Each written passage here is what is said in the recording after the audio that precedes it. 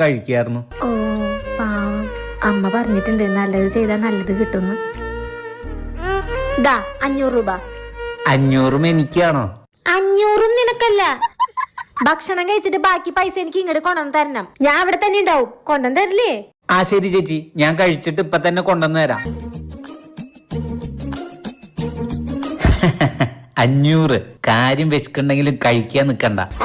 എന്റെയിലുള്ള ഈ 300 കൊടുത്തിട്ട് 500 വെക്കാം. ഞാൻ കഴിച്ചോ ഇല്ലെന്ന് എങ്ങനെയായാലും അറിയാൻ പോണൊന്നുമില്ലല്ലോ. ദാ ചേച്ചി, ബാക്കി 300. ഭക്ഷണം കഴിച്ചോ? ഭക്ഷണം കഴിച്ചു. വയറ് നിറഞ്ഞോ? വയറ് നിറഞ്ഞു.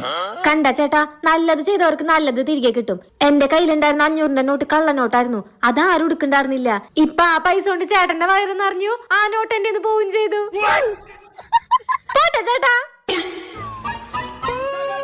Children bank of India.